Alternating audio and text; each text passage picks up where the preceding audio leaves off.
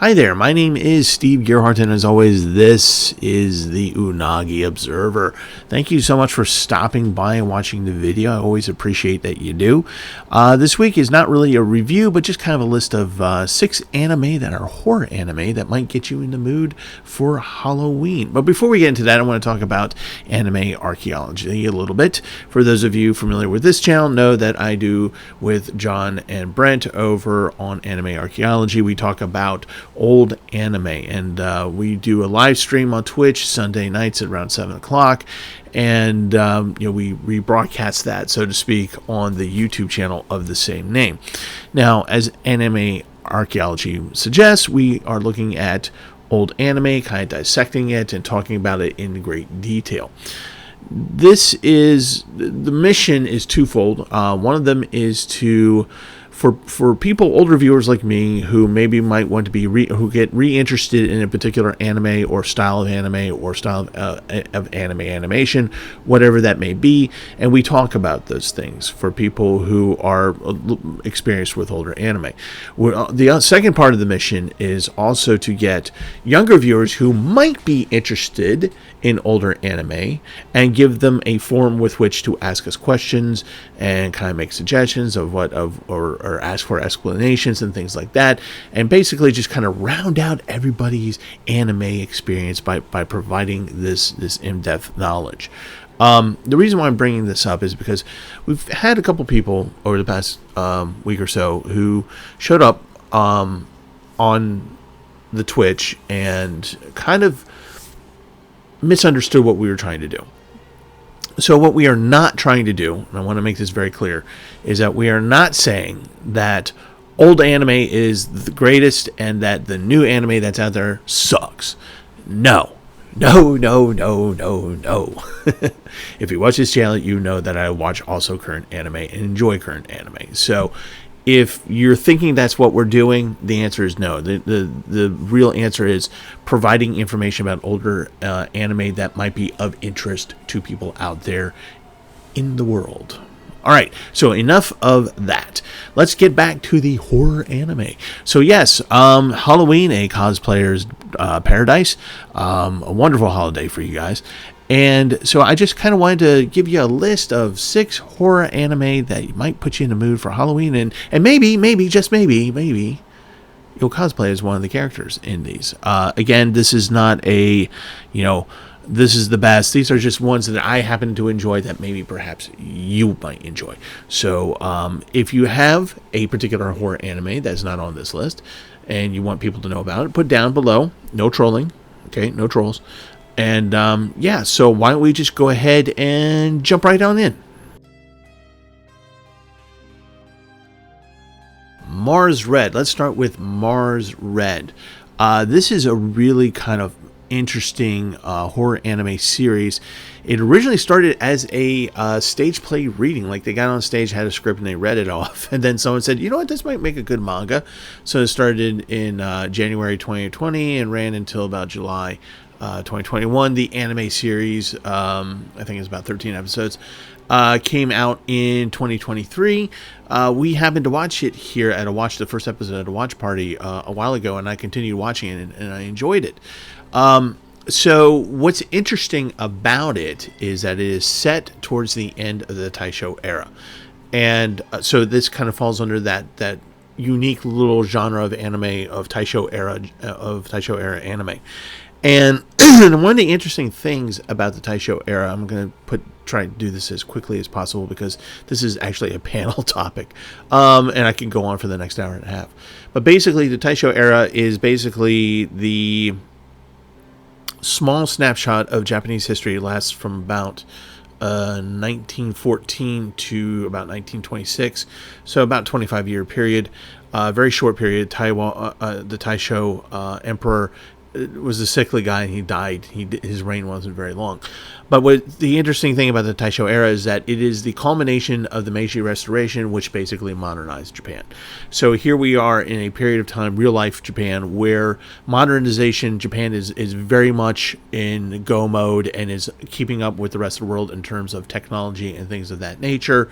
They had just, like I said, come off the modernization of the Meiji Restoration, and they had won a major war against Russia, the first Asian country to defeat a European power. So they're riding high, okay, so to speak, in the Taisho era. And one of the interesting things about the Taisho era is also a period of time where we see the millennia long traditions and culture of Japan melding into modernization. So this is a period of time where Japan kind of figured out, how do we take our traditional principles and put it into a modern setting? And people say it's a mixed bag as a result. I think that they were on the better half of that. I think they gained more than they lost. So one of the interesting things about the Taisho era is, and I'll try to wrap this up, is that in terms of stories and in terms of anime, of Taisho anime, they do really well when it comes to horror anime, where they take the occult, right, the traditional Japanese stuff, and meld it with the technological. And so I'm not saying this is techno horror, but what I am saying is that it's an interesting look, and it's an interesting aesthetic, and given the time period, the politics of the time period. So Mars Red is set in 1923, towards the end of the Taisho era. Japan is very much in modernization. There's a lot of construction projects going on. So the army is able to create these secret labs and units and things like that to combat the supernatural threat of vampirism. And actually, in this story, vampirism is they're actually, what the Taisho government is actually trying to do is find vampires, what are called noble vampires. These are people who remain there, who have their human intellect remains with them. They are just not mindless automatons or just beasts roaming the back alleys feeding on people. And even some people who get turned into a vampire just die the next day. But these noble vampires, so to speak, is the term they use in the anime, and try to get them to register as civilians and given a artificial blood supply so they don't have to feed on humans anymore. And that's so the Unit 0, that's the name of the unit, and that's where our heroes are from. And so the anime is basically them finding these really rare vampires and saying, hey, you can be part of society or we kill you. One or the other. Set in the Taisho era with that type of technology, with a certain level of occultism that melds with the Taisho aesthetic. So you see a lot of theater stuff going on. You see people in the military, doing magical stuff, but having actual military uniforms on. It's kind of weird. So it's a kind of intriguing story about what do you do with the segment of the population that is kind of dangerous, but you are trying not to commit genocide necessarily. So give this a try, give this a look. If you are into Taisho era anime, this is going to definitely scratch that itch. Now this next one is kind of lore in anime. Even if you haven't watched it, you probably know about Serial Experiments Lain, or just Lain. Now, for some of you out there, you might go, well, wait a minute, don't you think Lain might be cyberpunk?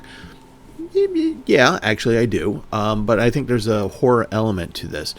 And the idea of this is, again, the melding of the supernatural into technological advancement and the dangers that provides. Lain is, we don't get a really straight answer out of Lain as an anime. We'd actually talked about this a couple years ago. We went through the entire series. We went through episode by episode by episode. It was a slog. And it is very much a thinking person's anime, where you kind of have to look at things and just think about it. But where the horror comes in is basically the entire anime starts off with the death of a student, and then somehow, some way, from beyond the grave, this student is sending out an email to various people, and people are getting freaked out about it. Lain is this very introverted young girl who has a very small group of friends, but are they really her friends? Because they kind of talk behind her back and kind of treat her as like a mascot more than a friend. Like a mercy. Like, okay, we're gonna befriend this little person because we can't have them moping around school. Otherwise, Lain is very lonely. She does seek companionship. She doesn't know how to communicate her feelings and what she desires and what she or just to talk, really. She's just very, very, very right, and coupled with the fact that her home life is kind of weird. It's like almost like the family is fake, like it's not a real family. And there's things that are going on. People are spying on her, and she notices this. And as she's noticing this, she's putting together these this computer system. She's given this little Apple computer, and it grows from this little Apple computer to her entire bedroom being this like weird like technological horror of computers and cables, and she's found draped in them, and there's like water everywhere. It's just really, it ends up in a really weird place, and she's able to use these things to be able to go out into the wire, so to speak, and try to communicate with people. She comes across other entities and people who seem to be more than human, if that makes sense. And there's a lot of questions that are going on with Lain, like what is she, who is she actually? Is she the actual digital Jesus? Because there's a lot of Christian stuff going on in this thing. And you have temptations of evil. You have, again, the weirdly experimental father on his own daughter. Is she really his daughter? There's so much going on in here, folks, and it's a great anime series to watch, but you have to be vested into it, and you have to, really just, on watch one, yes, you're going to watch it multiple times. On your first watch, just let it flow over you and just be appropriately horrified at what you watch. So that's why I have this in the horror anime. Also, it's just an amazing general anime to watch anyway. So yeah, we got horror tropes, we got cyberpunk tropes, and there's always been talk about its connection to Neon Evangelion, and maybe you figure it out.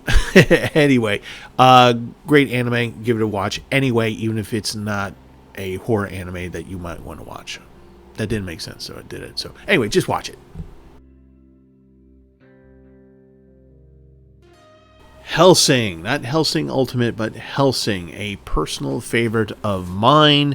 I came in at a time where I wasn't really watching much of anything in terms of horror anime, and this would have been the early 2000s. I think I came across it in 2004 is when I think I started watching it, and just loved it. Just loved it. It's a fun, gory little thing out there. It's about 13 episodes. The original run was between, I believe, 2001 and 2002. It had been a manga, serialized manga, over a period of 11 years. I think from April 1998 to what was that? 2008, something like that. It's just chef's kiss of horror, gore, and just simple-minded destruction. Anyway, so we have a Dracula. He's Alucard, but he's basically Dracula, and he is on the side of good, sort of. Anyway, he is enrolled in a night order that is Britain's answer to combating supernatural threats. So this is an actual secret government organization of which Alucard is a part of. There are other elements in here. These are people who are specialized training in dealing with vampires in particular. And basically they go around the UK countryside getting rid of vampires with Alucard's help. Alucard's mission in all of this is kind of dubious. He chooses to acknowledge that certain people have power over him. And what I mean by that is that he can literally do whatever the heck he wants, but he's choosing to respect the orders of these people. So the woman who heads the order that is getting rid of vampires, he respects her and does her bidding. He has a special affinity for certain members of the royal family as well. And we see that more in Hellsing Ultimate. But in Hellsing, we have this. It starts off with like this country priest turns into a vampire, and he's trying to create a congregation of vampires, and the local police are just overwhelmed, and that's where we get Police Girl. And she shows up, and Alucard is called into the scene to deal with the threat because it has become large enough that they need his power. And he walks in and he turns Police Girl into a vampire, into his servant. And again, his goals on this, the reason why he's doing this is a little bit murky, but it seems like he wants to have better control of who the world vampires are. So he deals with this by very strictly choosing who he wants as servants. The rest of the anime is basically just him battling a sort of proto-vampirism technology, which enables people to become vampires through a technological means. And Alucard is at first excited at the thought of actually going up against somebody who might actually challenge his own power, and he's disappointed, basically. But this anime is very much about vampires. It is very, very gory. This is not for the kiddos. There's a lot of blood splurting everywhere. So if you like that, there you go. Alucard also is very cheeky in certain respects, and how he likes to interpret orders, and how he likes to do things, and how he regards other people. There are some comedic elements. Hellsing is not a comedy, but there's comedic elements to it that kind of rounds out the horror a little bit, because there are moments where you're just like going, oh God, oh my God, he did what? That was his hand? Oh no. So there's a lot of that going on as well. Again, great costume. If you're a cosplayer, man, cosplayers have loved doing Alucard since day one, and also Police Girl. So anyway, give it a go. It's gory as heck, but a fun ride. So yeah, enjoy Hellsing.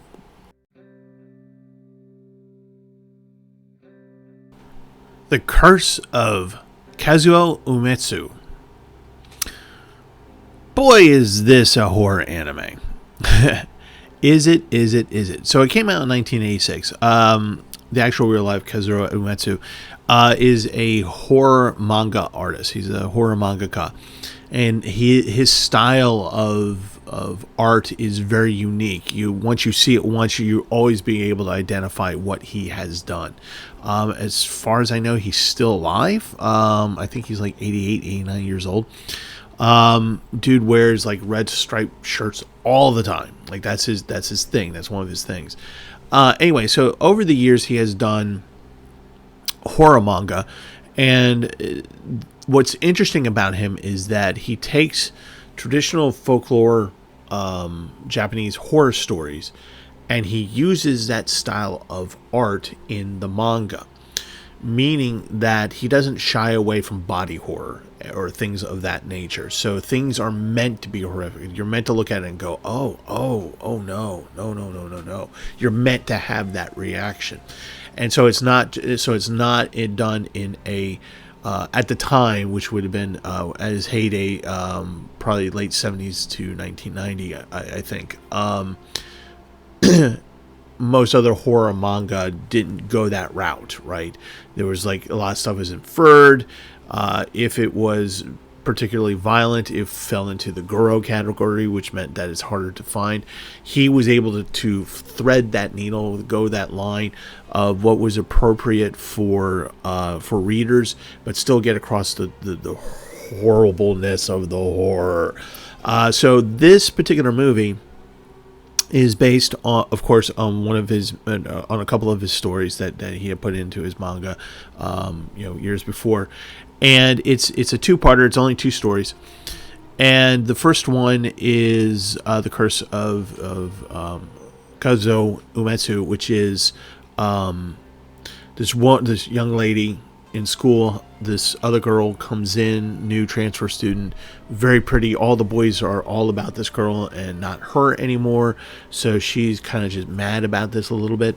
But then she starts waking up, and she's from these nightmares, from these really vivid nightmares, and she has claw marks on her skin, like little wounds and stuff going on around her neck. And she's attaching these attacks to this new girl, or that's in her mind. So finally she goes to her boyfriend and says, look, you have a video camera. Why don't you set it up in my room, and when I sleep at night, you can record it, and then we can figure out what's going on, because my window keeps opening while I'm asleep, and I think I'm getting attacked, so I need to know what's going on, and I think it's this new girl. So that part of the story, he does it, and then we see the revelation of the video. And that's where I'm going to stop it over there for that part, because to go further we would go into spoiler territory. So we're not going to do that. The second story in this movie is your typical bunch of young teenagers spend the night in an abandoned house that's supposed to be haunted.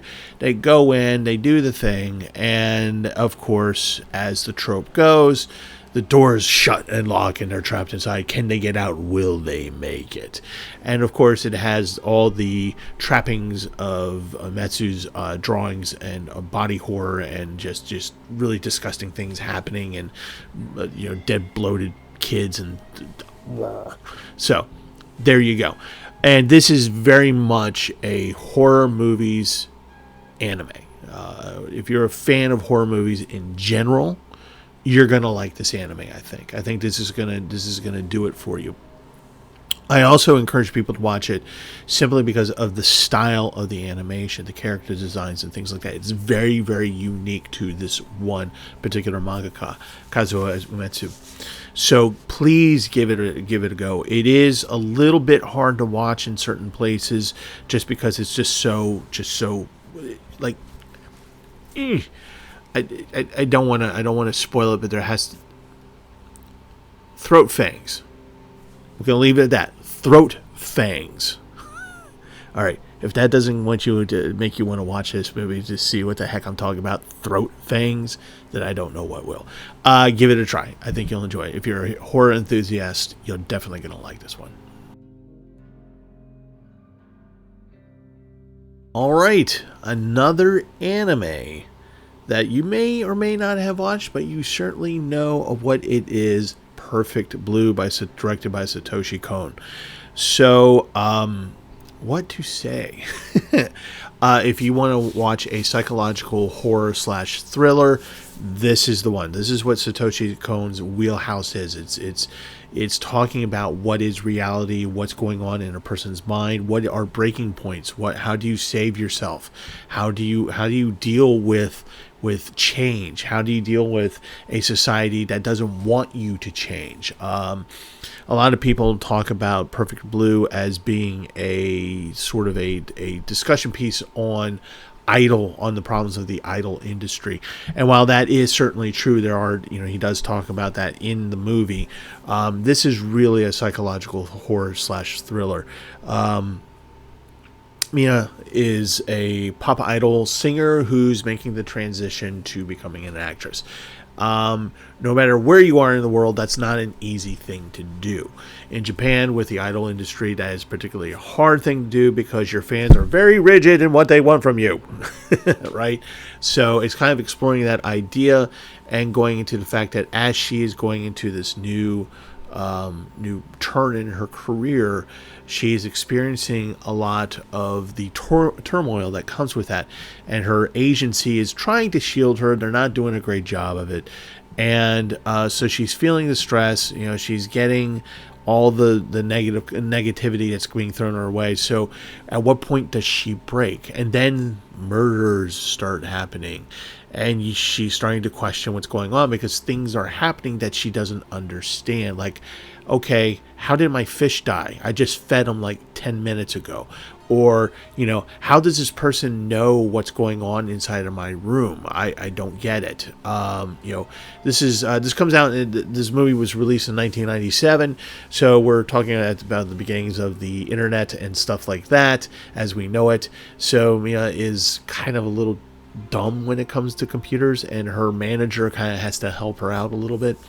She has the creepy fan, right, that's stalking her, and of course she has the other fans that are just like, yeah, you, or you, or just being horrible towards her. So as she's going through this process, the murders are happening, she's kind of seeing things, and things don't seem right, and she's kind of disconnecting a little bit, and it's being done in that wonderful Satoshi Kon way.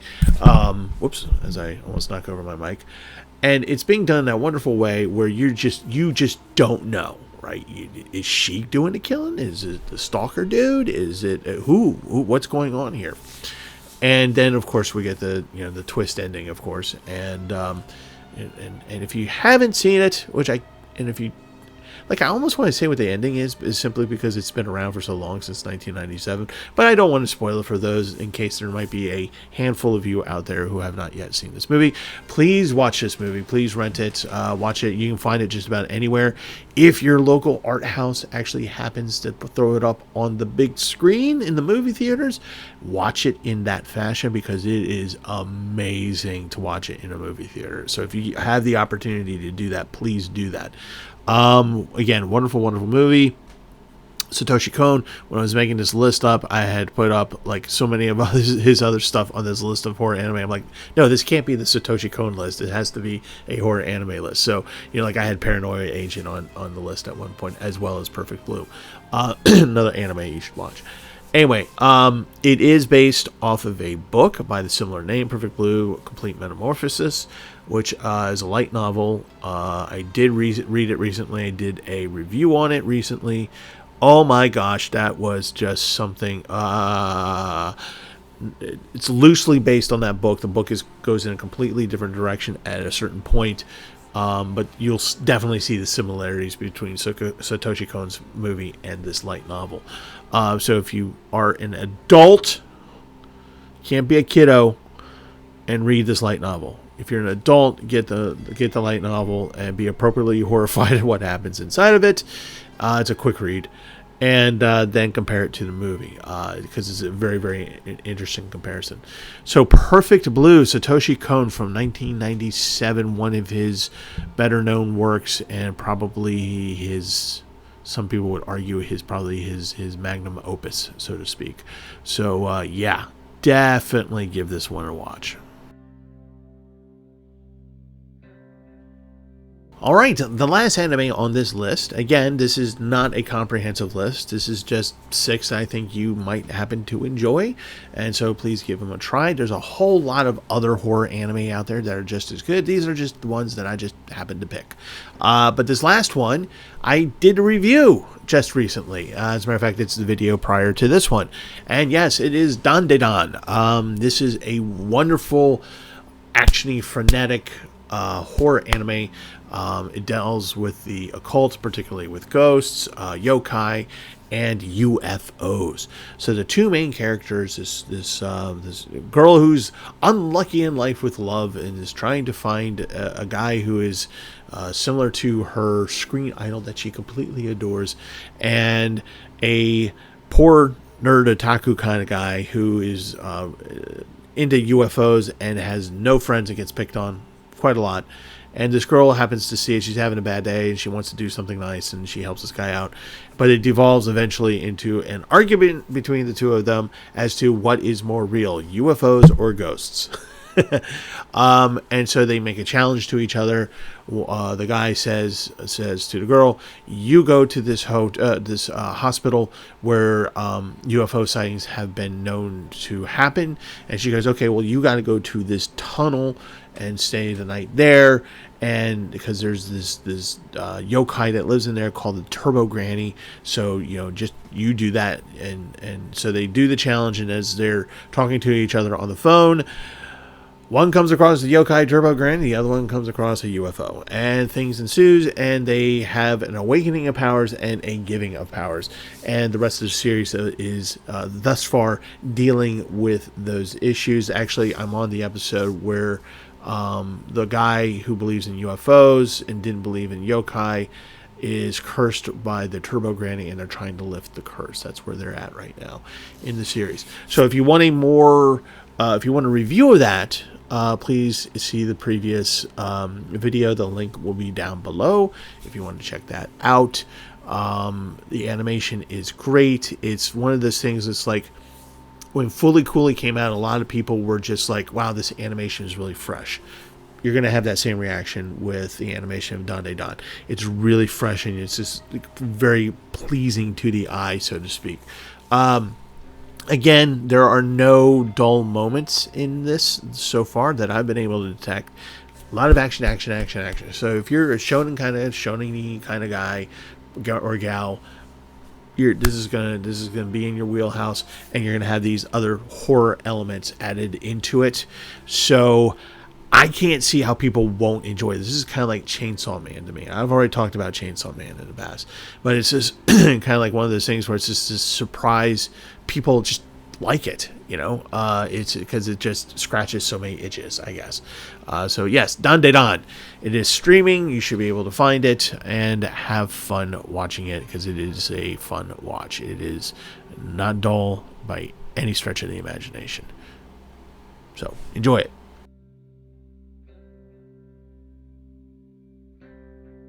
Alright, so that's it. There's 6 anime that hopefully will get your Halloween groove on. For you cosplayers, I hope you enjoy this wonderful holiday meant almost specifically for you guys. Dress up. I would love to see what you guys dress up as. And again, like I said before, this is just 6 anime that I happen to like, horror anime that I happen to like, and I just want to throw them out there. There's no one is not necessarily better than the other. I'm just putting it out there, and if you happen to have an anime or horror anime that you think other people would like as well, please put it down below. That would be awesome. You know, to get everybody's Halloween groove on. That would be great. So yeah, that's gonna be it for this week. Hope to see you guys over at the Anime Archaeology. Down again, the link is down below. 7 o'clock, give or take a couple minutes, over on Twitch. If you happen to have a Twitch account, you will be able to chat with us in real time. So that's always fun, seeing what people have to say. So please join us over there. And as always, be good, stay healthy, because I want to continue seeing some of you people at the conventions. I've been having actually a good convention year thus far. And yeah, stay healthy, and love you guys, and watch more anime.